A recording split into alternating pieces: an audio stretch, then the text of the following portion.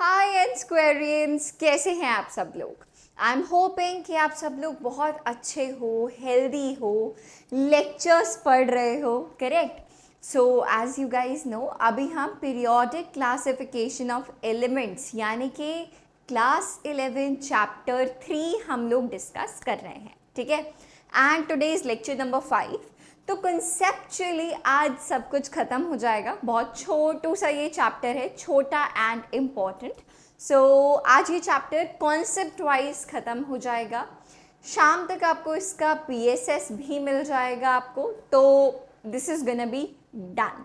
Alright, तो अभी तक हम बात कर चुके हैं डेवलपमेंट्स के बारे में, मॉडर्न पीरियोडिक टेबल के बारे में। देन फिर हमने पीरियोडिक ट्रेंड्स शुरू किए थे, करेक्ट, जिसमें कि हमने इफेक्टिव न्यूक्लियर चार्ज, उसके कॉरेस्पॉन्डिंग एटॉमिक साइज, आयनिक साइज ये देखा। फिर कल का यानी कि जो लेक्चर नंबर 4 था उसमें हमने डिस्कस किया आयनाइजेशन एंथैल्पी, ठीक है। और आज के सेशन में हम डिस्कस करेंगे electron affinity and electron negativity, ठीक है। इलेक्ट्रॉन एफिनिटी एंड इलेक्ट्रोनेगेटिविटी, तो ये है हमारा आज का मुद्दा। और जनरली इसमें स्टूडेंट्स बहुत कंफ्यूज्ड होते हैं, बट अब के बाद नेक्स्ट 1 घंटे के बाद आप कंफ्यूज नहीं होंगे, ठीक है। तो चलो भाई शुरू करते हैं हम लोग। कहाँ से? Electron affinity. अच्छा, एफिनिटी का मतलब होता है अपनी तरफ अट्रैक्ट करने की क्षमता, है ना। तो यहाँ पे हम किसकी एफिनिटी की बात कर रहे हैं बताओ? इलेक्ट्रॉन एफिनिटी की। अब इलेक्ट्रॉन को अपनी तरफ कौन खींचेगा? Electron negatively charged, nucleus positively charged. तो न्यूक्लियस की अगर टेंडेंसी है ना, अगर न्यूक्लियस में इतना दम है कि वो बाहरी इलेक्ट्रॉन को, प्लीज मार्क माय वर्ड्स, कौन से इलेक्ट्रॉन को? बाहरी इलेक्ट्रॉन को अगर वो अपनी तरफ खींचने की क्षमता रखता है तो हम इलेक्ट्रॉन एफिनिटी के बारे में बात करेंगे, ठीक है। तो इलेक्ट्रोनेगेटिविटी और इलेक्ट्रॉन एफिनिटी आराम से प्यार से समझना, इसीलिए हम सेम लेक्चर में ये दोनों चीज़ें डिस्कस कर रहे हैं। ऑलराइट, और अगर अभी तक आपने प्रीवियस लेक्चर्स नहीं देखे हैं, lecture 1 to 4, then make sure कि आप उसको देख लो, ठीक है। तो ये चैप्टर आपका बिंदास खत्म हो जाएगा। ऑलराइट, सो या अब देखो, अब न्यूक्लियस है, यस मैम। अगर वो बाहरी इलेक्ट्रॉन को ऐड करना चाहता है तो उसके बाद जनरली एनर्जी रिलीज होती है। एनर्जी क्या होती है? रिलीज होती है जब हम पहला इलेक्ट्रॉन ऐड करते हैं, ठीक है, जनरली।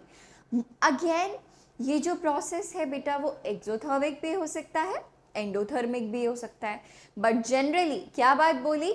जो इलेक्ट्रॉन एफिनिटी 1 होती है, जैसे हम आयनाइजेशन एनर्जी 1, IE1, IE2 हमने पिछले लेक्चर में डिस्कस किया। आज हमारे पास क्या होगा बेटा?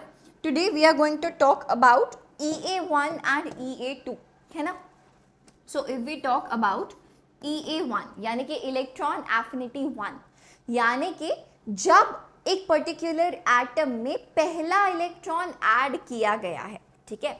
अच्छा चलो, किसकी टेंडेंसी ज़्यादा होगी बाहरी इलेक्ट्रॉन को अपनी तरफ खींचने की? Ma'am halogens. क्यों? क्योंकि उनके आउटरमोस्ट शेल में, अगर हम क्लोरीन की बात करें, फ्लोरीन की बात करें, उनके आउटरमोस्ट शेल में 7 इलेक्ट्रॉन्स प्रेजेंट होते हैं, करेक्ट। तो अगर उनके पास एक इलेक्ट्रॉन और आ जाए, है ना, तो वो क्या हो जाएंगे? अपनी नियरेस्ट नोबल गैस कॉन्फ़िगरेशन को अचीव कर लेंगे, जिससे कि वो बहुत स्टेबल हो जाएंगे। तो इसीलिए जो हमारे हैलोजेंस होते हैं उसका न्यूक्लियस बहुत आतुर होता है कि यार कहीं से ना मुझे एक इलेक्ट्रॉन मिल जाए। तो हम क्या कह सकते हैं कि मैम हैलोजेंस की इलेक्ट्रॉन एफिनिटी बहुत हाई होती है, ठीक है। तो चलो यहाँ पे ये बुकिश लैंग्वेज में भी साथ साथ समझने की कोशिश करते हैं कि क्या लिखा है। सो इलेक्ट्रॉन एफिनिटी में be defined as the energy released, है ना, कि अगर हमारा ये न्यूक्लियस है और ये रहा हमारा एटम, ठीक है। अगर यहाँ पे कहीं बाहरी इलेक्ट्रॉन है, ठीक है, और न्यूक्लियस इसको अपनी तरफ अट्रैक्ट कर पा रहा है। इसको ऐड करने के बाद जनरली एनर्जी जो होती है वो रिलीज होती है, ठीक है। तो अगर हम 1 मोल एलिमेंट का, अगर हमारे पास कोई एटम है, अगर हम उसमें 1 मोल इलेक्ट्रॉन ऐड करेंगे तो जो एनर्जी रिलीज होगी उसको हम क्या बोल देते हैं, इलेक्ट्रॉन एफिनिटी या फिर इलेक्ट्रॉन गेन एंथैल्पी।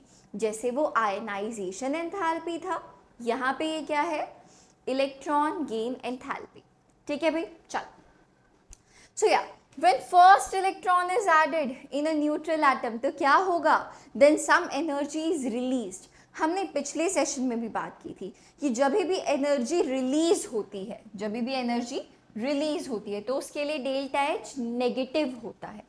उसके लिए क्या होता है, डेल्टा एच जो है वो नेगेटिव होता है, यानी कि एक्सोथर्मिक रिएक्शन होता है। कौन से प्रकार का रिएक्शन होता है, एक्सोथर्मिक। और अगर हमें एनर्जी एक्सटर्नली सप्लाई करनी पड़ रही है तो वो एंडोथर्मिक रिएक्शन होता है, सही है भाई।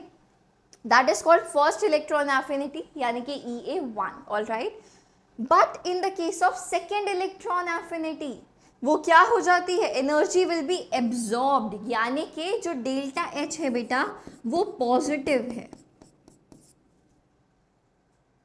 हमें एक्सटर्नली एनर्जी देनी पड़ेगी। मैम क्यों देनी पड़ेगी, कारण सुनते हैं। अब पहला इलेक्ट्रॉन ना जनरली एटम एक्सेप्ट कर लेगा, ठीक है, और कुछ एनर्जी रिलीज कर देगा, ठीक है, जिसकी टेंडेंसी है। पर अगर दूसरा इलेक्ट्रॉन ऐड करना है, अब हमें नहीं पता ना कि यार उसमें कितने इलेक्ट्रॉन्स हैं। आप और एक एक्स्ट्रा इलेक्ट्रॉन डाल दोगे अगर, तो इलेक्ट्रॉन रिपल्शंस बढ़ेंगे ना, तो बाकी के इलेक्ट्रॉन्स बोलेंगे नहीं यार इसको बाहर भेजो, हमें नहीं चाहिए, है ना, हमें ज़्यादा फालतू का ड्रामा नहीं चाहिए ज़िंदगी में, सही है।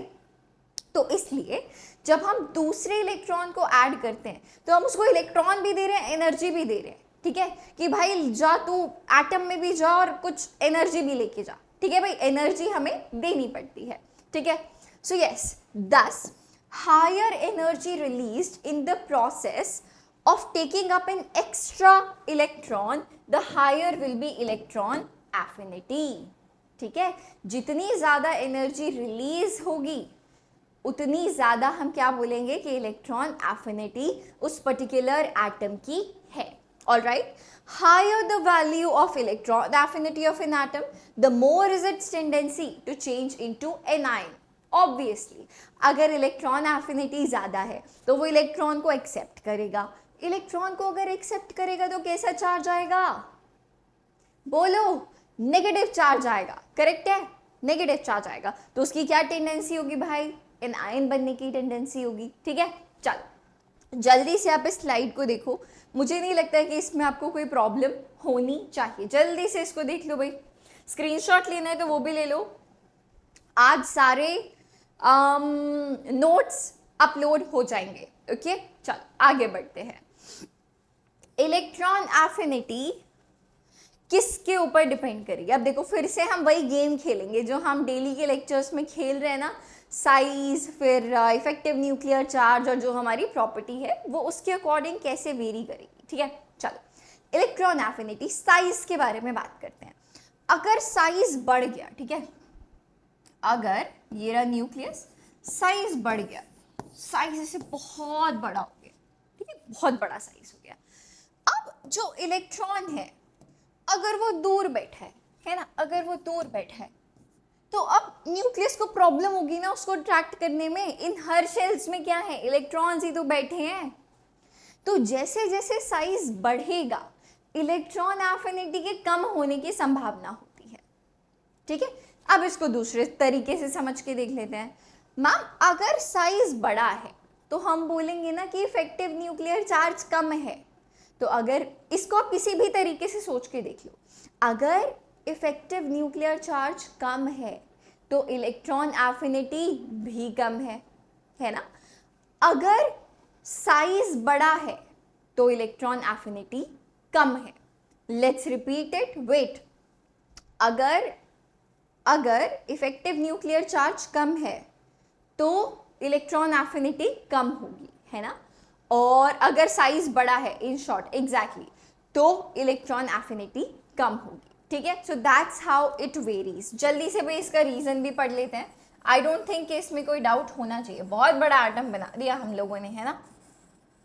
चलो, सो yeah the value of electron affinity decreases with increase in size. अब टेक्निकली देखो, जो एक्सेप्शन है अब उसकी बात अलग है ना, वो आपको याद करनी पड़ेगी, और एक्सेप्शन के बिना ना आपका काम भी नहीं चलेगा। जो मेजरली कोई ट्रेंड्स आपसे पूछे जाएंगे आपके किसी भी कॉम्पिटिटिव एग्जाम में, बहुत हाई संभावना है कि वो किसी ना किसी एक्सेप्शन पर बेस्ड होंगे, ठीक है। तो जो ये जनरल वाली चीज़ें हैं ना, वो आप बहुत इजीली साइज से या इफेक्टिव न्यूक्लियर चार्ज से जज कर सकते हो, ठीक है।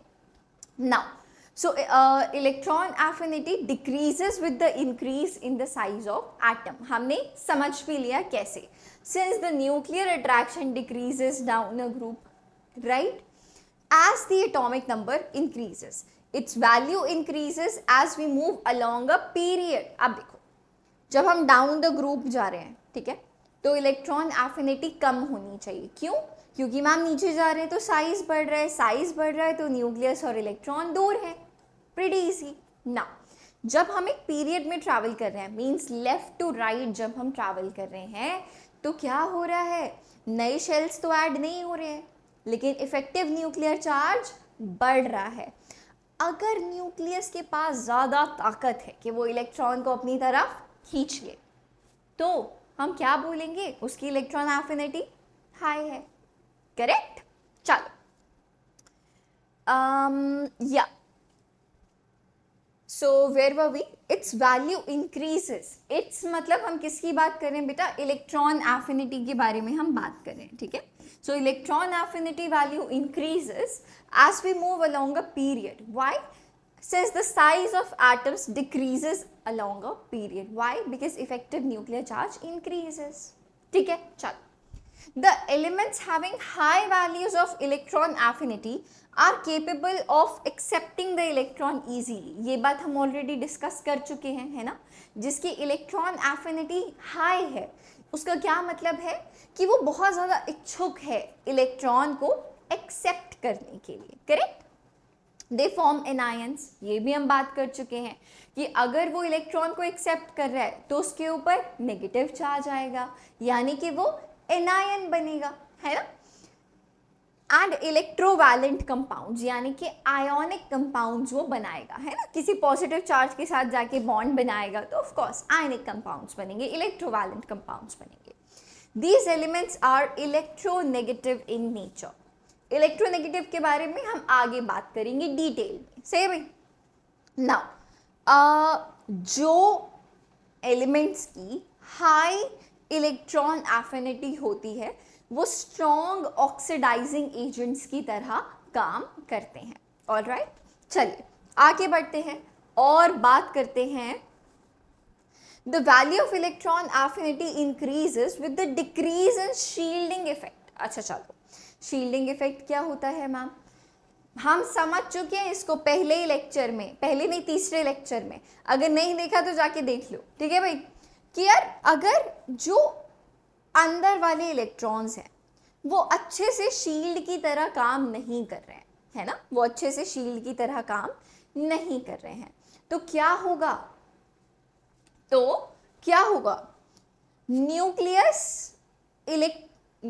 न्यूक्लियस जो बाहरी इलेक्ट्रॉन है, मतलब जो अभी हम वैलेंस इलेक्ट्रॉन के बारे में बात कर रहे हैं, ठीक है, तो जो वैलेंस इलेक्ट्रॉन है उसको भी अपनी तरफ अच्छे से खींच पाएगा, सही है।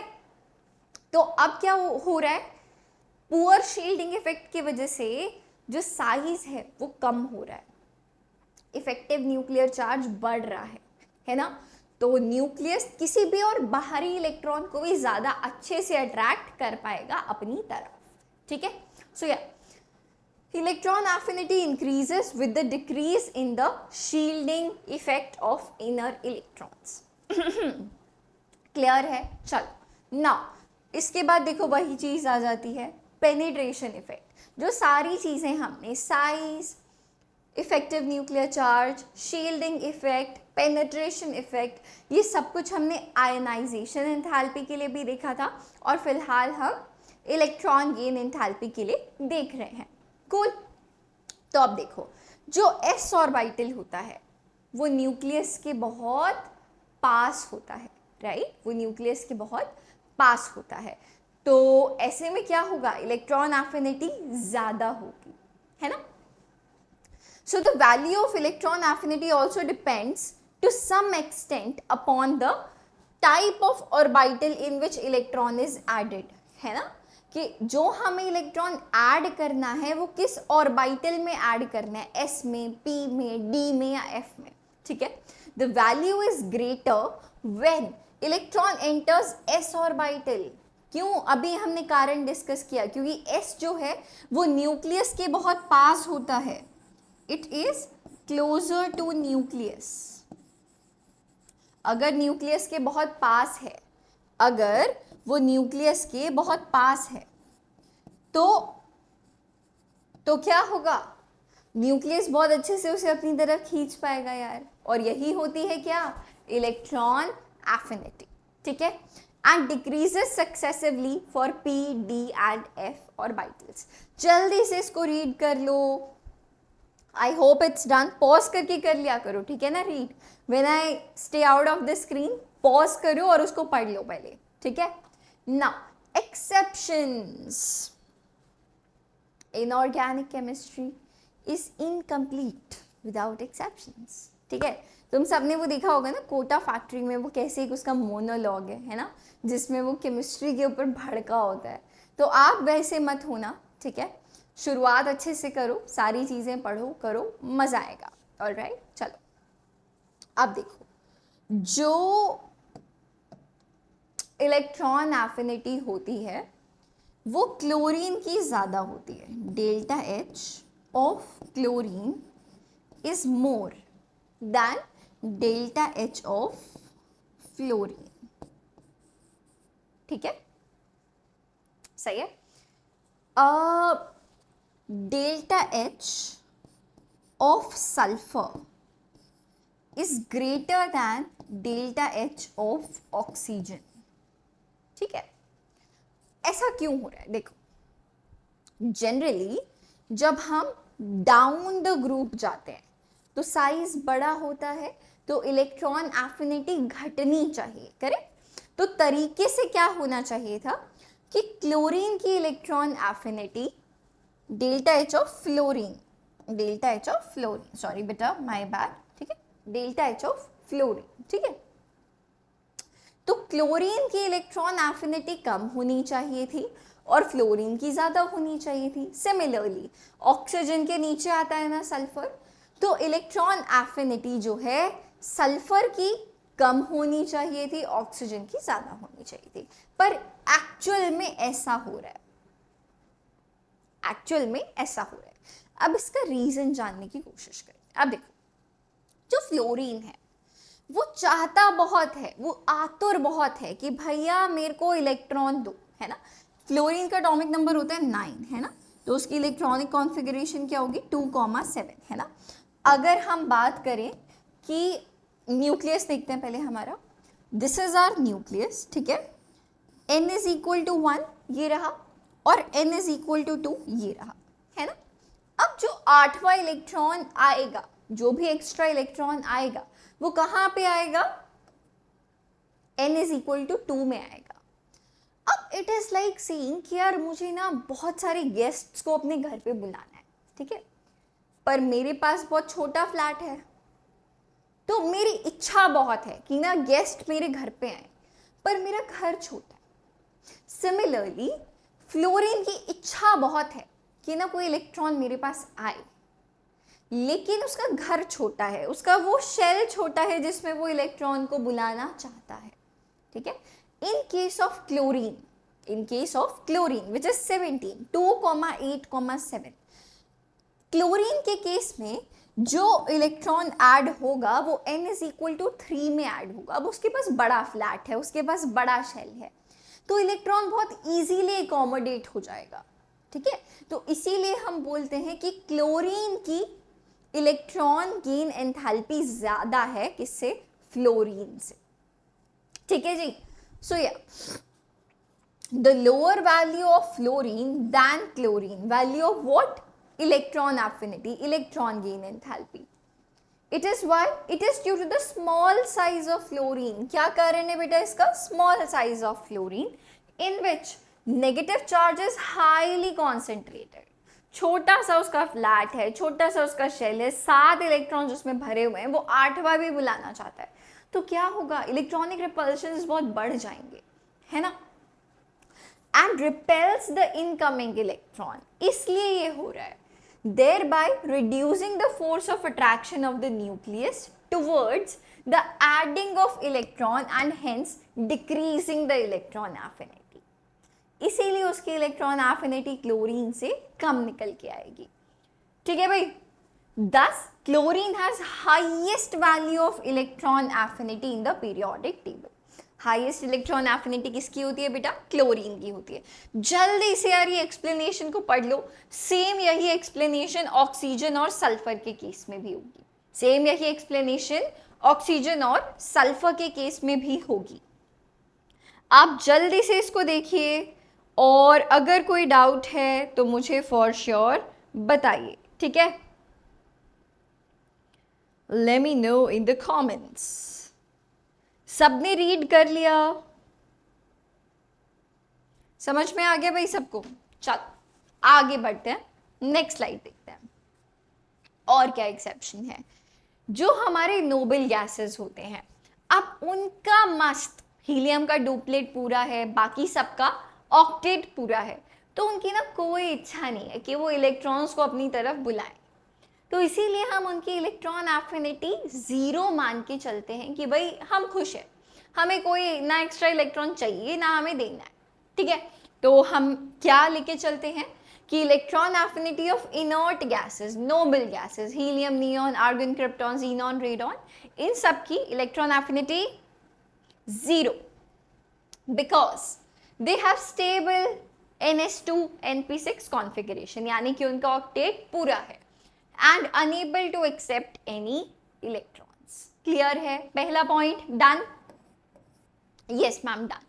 अभी बात करते हैं electron affinities of beryllium and magnesium, ठीक है। बेरिलियम का एटॉमिक नंबर क्या होता है? हाइड्रोजन, हीलियम, लिथियम, बेरिलियम, मतलब 4, है ना। इसकी इलेक्ट्रॉनिक कॉन्फ़िगरेशन क्या होगी बेटा? 1s2 2s2, 1s2 2s2। तो ये बहुत अपना अच्छी सी कॉन्फ़िगरेशन में बैठा है ना, और ये नहीं चाहता कि कोई मेरे पास एक एक्स्ट्रा इलेक्ट्रॉन आए फिर वो 2p1 में डले, ठीक है, 2p में मतलब एक और इलेक्ट्रॉन आए, तो इसीलिए सेम विद मैग्नीशियम, इसीलिए हम इसको 0 मान के चलते हैं। वाई? बिकॉज उनका जो NS2 कॉन्फ़िगरेशन है वो कंप्लीट होता है और वो एक्स्ट्रा इलेक्ट्रॉन अकोमोडेट नहीं करना चाहते। क्लियर है? Second point done. सिमिलरली अगर हम बात करें नाइट्रोजन के बारे में, फॉस्फोरस के बारे में, तो इनकी भी इलेक्ट्रॉन एफिनिटी बहुत कम होती है। क्यों? फिर से वही कारण मैम, इलेक्ट्रॉनिक कॉन्फ़िगरेशन देखते हैं। नाइट्रोजन का एटॉमिक नंबर होता है 7, करेक्ट, तो इसकी इलेक्ट्रॉनिक कॉन्फ़िगरेशन क्या हो जाएगी? 1s2 2s2 2p3, है ना। So this is half filled configuration. So again they are very stable. इनकी आयनाइजेशन एनर्जी बहुत हाई होगी, है ना, कि अगर यहाँ से मुझे एक इलेक्ट्रॉन बाहर निकालना है तो बोलेगा नहीं मैं बहुत स्टेबल हूँ भाई, मेरे में से मत निकालो यही होगा ना। और इनकी इलेक्ट्रॉन एफिनिटी बहुत कम होगी, वो बोलेगा अगेन भाई मैं स्टेबल हूँ, मुझे ना एक्स्ट्रा इलेक्ट्रॉन मेरे में से निकालो ना एक्स्ट्रा इलेक्ट्रॉन मुझे दान में दो, मुझे कुछ नहीं चाहिए, तो दे are very stable.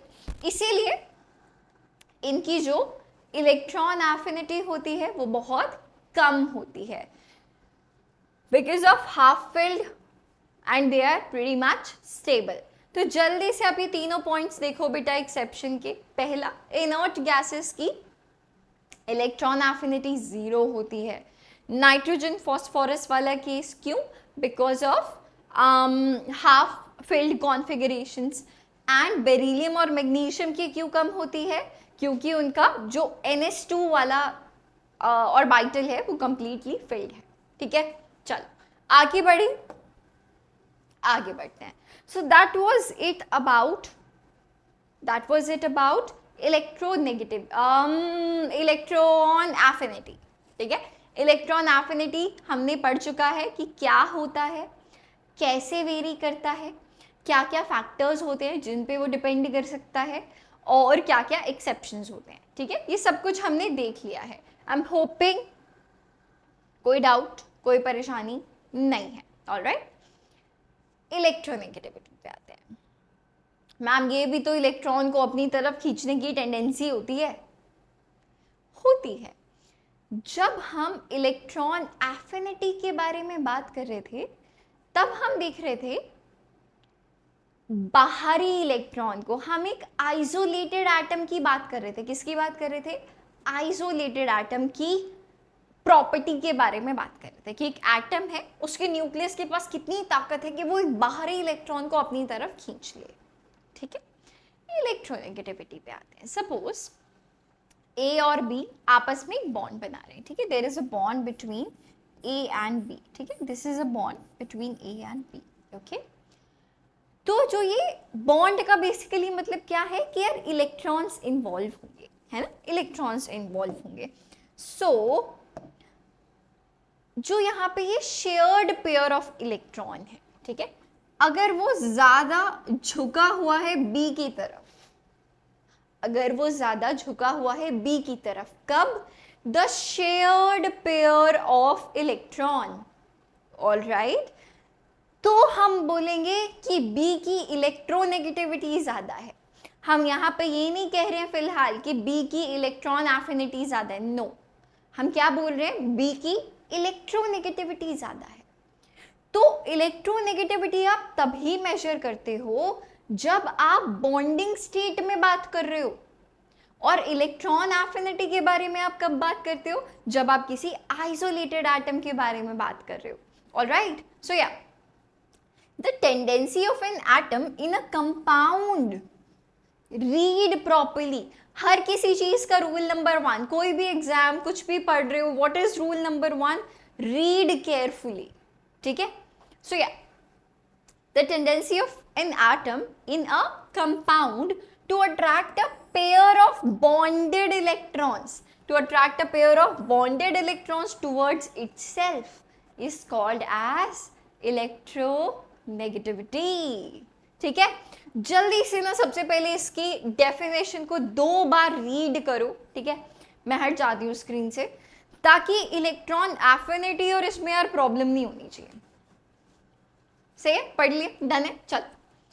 It is important to note कि यार इलेक्ट्रॉन एफिनिटी, अब देखो सेम चीज आ गई, जो भी समझाई वही explanation, that electron affinity and electronegativity both क्या है? ये दोनों चीजें, these are a measure of the tendency to attract electrons, correct, attracting power.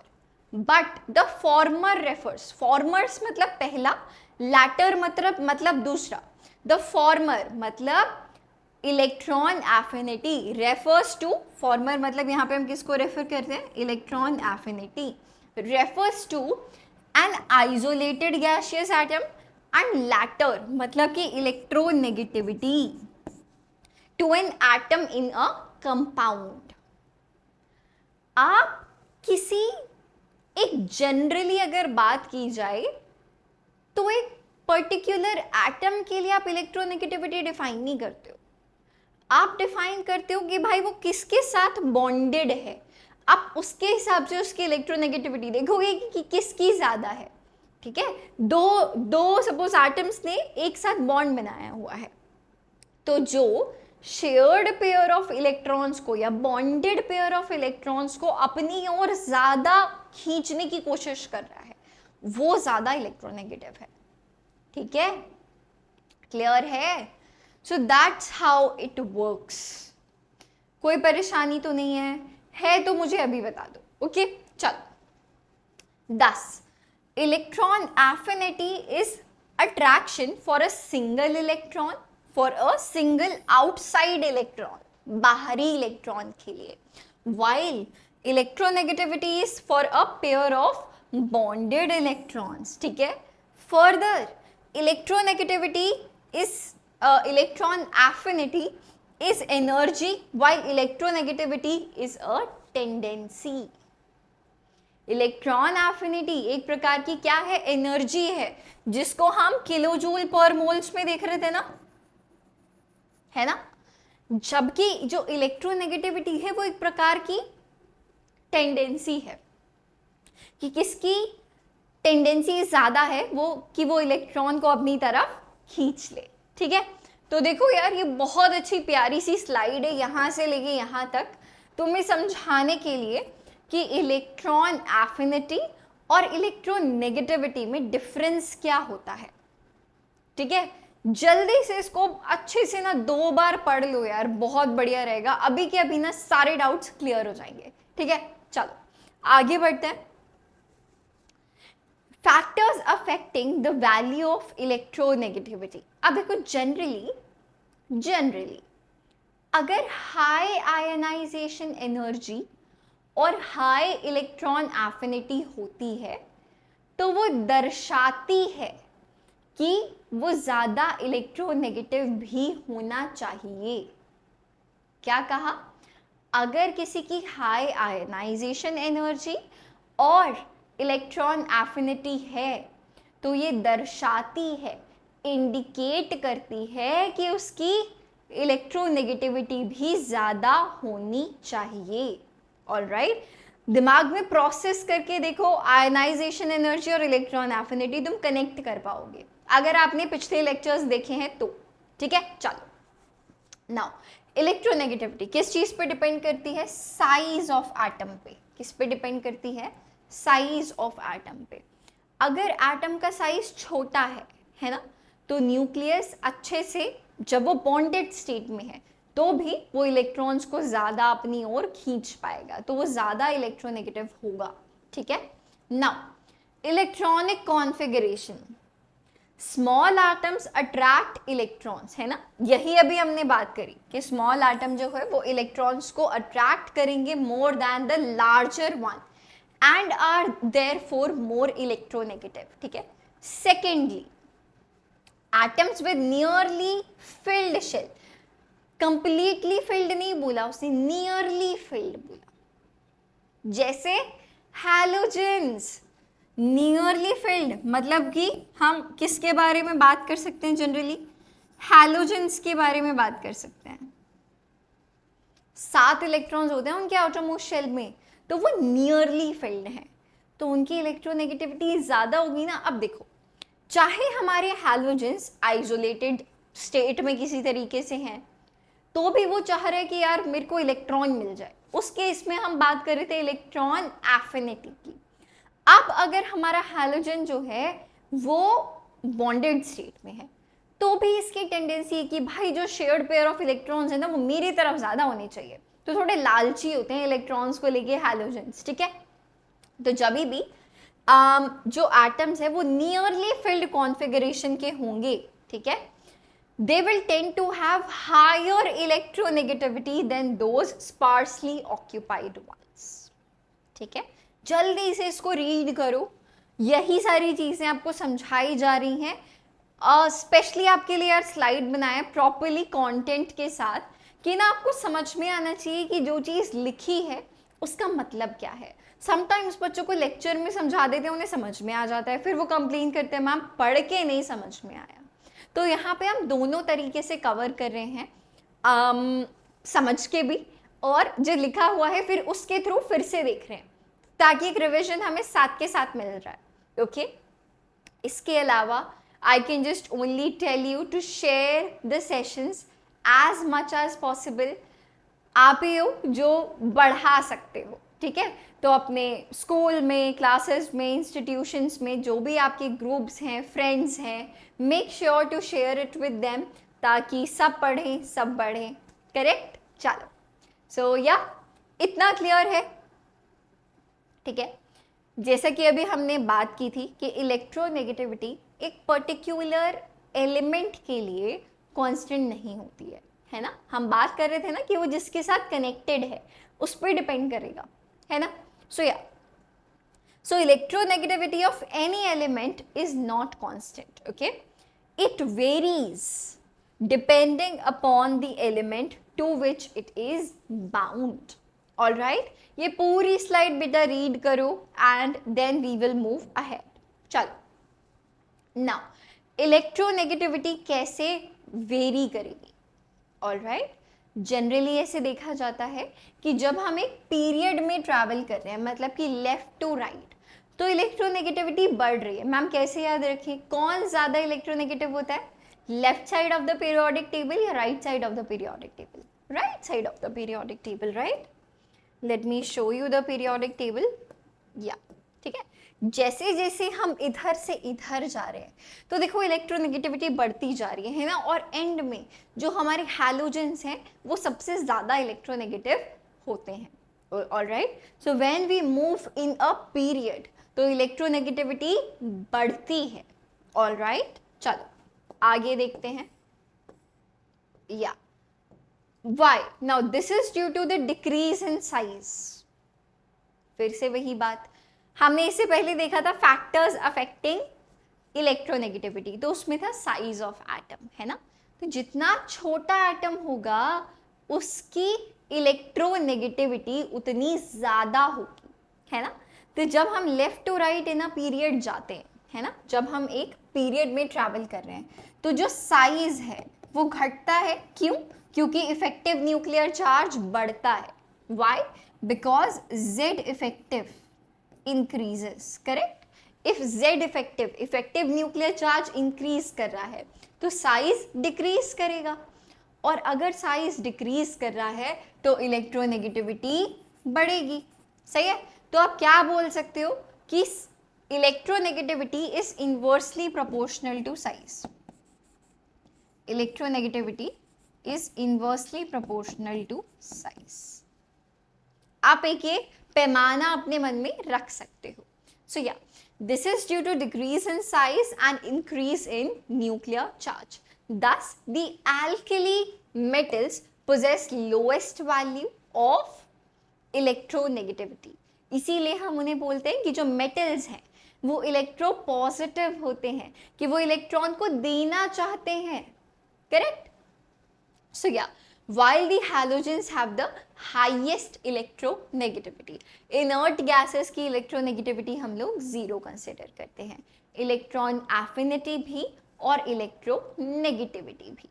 Okay, now in a group आप देखो क्या हो रहा है. जब आप एक ग्रुप में ट्रैवल कर रहे हो टॉप टू बॉटम, तो नए शेल्स ऐड हो रहे हैं. इन शॉर्ट साइज बढ़ रहा है.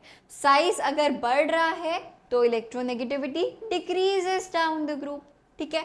So yeah in a group electronegativity decreases from top to bottom. Why? This is due to increase in atomic size. ठीक है. तो ये हमने देख लिया कि इलेक्ट्रोनेगेटिविटी कैसे वेरी करती है एक ग्रुप और एक पीरियड में. ऑलराइट, चलिए आगे बात करते हैं. इलेक्ट्रोनेगेटिविटी को मेजर करने का वैसे तो कोई पैमाना नहीं है, ठीक है, but there are a few scales जो कि Mulliken scale and Pauling scale. ठीक है. There are two types of scales जिनसे हम इलेक्ट्रोनेगेटिविटी बता सकते हैं कि किसकी ज़्यादा है और किसकी कम है. ऑलराइट. नाउ अब मोलिकिन अंकल ने क्या किया, he took the average of ionization enthalpy and electron gain enthalpy. तो उन्होंने इलेक्ट्रोनेगेटिविटी कैसे निकाला, इलेक्ट्रोनेगेटिविटी वैल्यूज उन्होंने कैसे निकाले. He took ionization energy plus electron affinity. क्या लिया बेटा उन्होंने, इलेक्ट्रॉन एफिनिटी. एवरेज निकालने के लिए divided by 2. So according to Mulliken uncle उन्होंने ये किया. Alright. So Mulliken regarded electronegativity as the average value of ionization potential and electron affinity of an atom. But जो स्केल हम वाइडली यूज करते हैं दैट इज पॉलिंग स्केल. कौन सा scale बच्चे हम वाइडली यूज करते हैं, that is polling scale.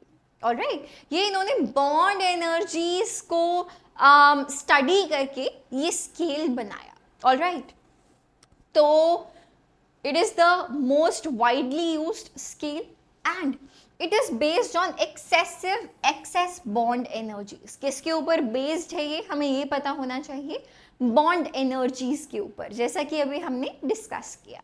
All right, so he determined electronegativity difference between the two atoms and then by assigning arbitrary values to few elements. जैसे कि उन्होंने fluorine को 4 हाईएस्ट इलेक्ट्रोनेगेटिविटी वैल्यू दी, then 2.5 to carbon, 2.1 to hydrogen. ठीक है, मतलब कि उन्होंने एक तरीके से आप बोल सकते हो कि एक को रेफरेंस मान के बाकियों को डिफाइन किया. ठीक है, like that he calculated the electronegativity of the other elements. ये कुछ आर्बिट्ररी वैल्यूज उन्होंने दिए एंड अकॉर्डिंगली उन्होंने बाकियों को कैलकुलेट किया. All right, is it clear? जल्दी से बच्चे आप इसको रीड करिए. आगे बढ़ते हैं. And the last topic for today for this particular electronegativity thing, applications of electronegativity. ठीक है, let's talk about applications. All right, तो इसमें यार सबसे पहली जो एप्लीकेशन आती है that is nomenclature. What is it? Nomenclature. Ma'am किसका नॉमेनक्लेचर? NaCl का नाम क्या है बताओ मुझे. What is the name of NaCl? Ma'am very easy, it is sodium chloride. Okay, ये बच्चों वाले सवाल मत पूछो. व्हाई नॉट क्लोरीन सोडियम या क्लोराइड सोडियम, है ना, या chlorine sodiumide? Why not?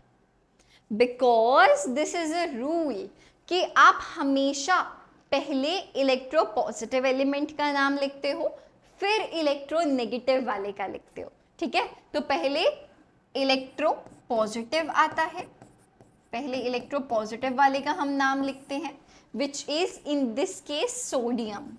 In this case which is sodium.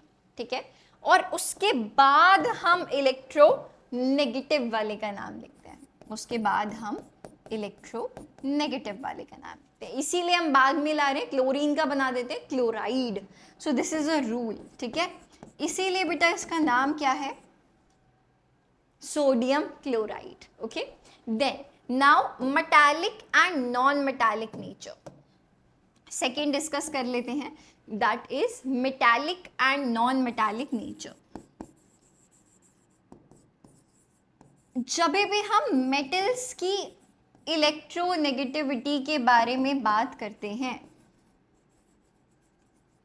तो मेटल्स की इलेक्ट्रोनेगेटिविटी वैल्यूज कम होती हैं और नॉन मेटल्स की इलेक्ट्रोनेगेटिविटी वैल्यूज ज़्यादा होती हैं. ठीक है, सो हम क्या बोल सकते हैं? मेटल्स की, let's write, whenever we talk about metals, तो मेटल्स की इलेक्ट्रोनेगेटिविटी जो है वो हाई होती है. ठीक है, और नॉन मेटल्स की अगर बात करें तो उनके लिए लो होती है. ठीक है, वेट, हमने शायद उल्टा लिख दिया. मेटल्स की इलेक्ट्रोनेगेटिविटी वैल्यूज कम होगी, right? For metals it is low. ठीक है, और नॉन मेटल्स के लिए इलेक्ट्रोनेगेटिविटी वैल्यू हाई होगी. Please note this. चलिए आगे बात कर लेते हैं थर्ड पॉइंट के बारे में, that is partial ionic character. अगर हमारा electronegativity difference delta electronegativity is more than 1.7, it is more than 1.7, तो हम उसको रेफर करते हैं कि यार वो हमारा आयनिक बॉन्ड है. कौन सा बॉन्ड है? वो आयोनिक बॉन्ड है. ठीक है, और अगर ये इलेक्ट्रोनेगेटिविटी डिफरेंस दो एटम्स के बीच में जो है वो 1.7 से कम निकल के आता है तो उसको हम कोवैलेंट बॉन्ड घोषित करते हैं.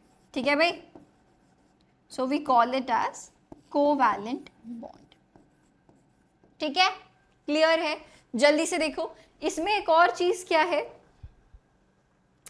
जितनी ज़्यादा इलेक्ट्रोनेगेटिविटी का डिफरेंस होगा उतनी ज़्यादा बॉन्ड स्टेबिलिटी होती है. All right, so these are a few points regarding electronegativity. All right, इसके बाद यार कुछ बेसिक चीज़ें जो कि है जैसे कि डायगोनल रिलेशनशिप. ठीक है, कि अगर आप पीरियड 1-2 में देखो तो यार लिथियम और मैग्नीशियम, ये देखो लिथियम और मैग्नीशियम, बेरिलियम और एल्यूमिनियम, ठीक है, सेकेंड की ग्रुप 13 के साथ, बोरॉन की सिलिकॉन के साथ, कार्बन के फॉस्फोरस के साथ. ठीक है, इनकी जो प्रॉपर्टीज है ना वो बहुत सिमिलर होती हैं और इसको हम क्या बोलते हैं, this is called as diagonal relationship. क्यों देख रहे हो ऐसे डायगोनल एक दूसरे के पास हैं ये. अब इसमें क्या होता है देखो, जब हम लेफ्ट टू राइट जाते हैं तो साइज घटता है. ठीक है, और जब हम ऊपर से नीचे आते हैं तो साइज बढ़ता है ना. तो यहाँ पे लिथियम और मैग्नीशियम की दोनों चीजें ना काइंड ऑफ बैलेंस हो रही होती हैं, साइज और इफेक्टिव न्यूक्लियर चार्ज, तो जिसके वजह से ये सिमिलर प्रॉपर्टीज दिखाता है. Alright, lithium resembles magnesium, beryllium resembles aluminium. Okay, इसको हम क्या बोलते हैं, diagonal relationship. And this is due to the reason that the pairs of elements have almost identical ionic radii and polarizing power, charge to size ratio. वही अब देखो, अभी हमने बात की कि न्यूक्लियर चार्ज और जो साइज है वो काइंड ऑफ सिमिलर बैठ जाता है, जो चार्ज बाय साइज रेशियो निकल के आता है. ठीक है, elements of second period are known as bridge elements. ठीक है, सेकेंड पीरियड के एलिमेंट्स को हम क्या बोलते हैं, ब्रिजिंग एलिमेंट्स. इसके बाद ये हमारा पीरियोडिक टेबल, अब आप इससे अच्छे से वाकिफ हैं. ठीक है, इसके बाद last thing for today, it is anomalous behaviour of first elements in the group. ये ग्रुप में जो पहला एलिमेंट आ रहा है ना उसका थोड़ा एनॉमलस बिहेवियर है. एनॉमलस मतलब थोड़ा अलग बिहेवियर है बाकियों से. क्यों, वो देखते हैं. ठीक है, फर्स्ट ऑफ ऑल उसका ना साइज क्योंकि बहुत स्मॉल है ना, जब हम ऊपर से नीचे जाते हैं तो साइज बढ़ता है. करेक्ट, तो जो टॉप पे हमारा एलिमेंट बैठा है वो स्मॉल है साइज में, ये कारण है. ठीक है, हाई इलेक्ट्रोनेगेटिविटी.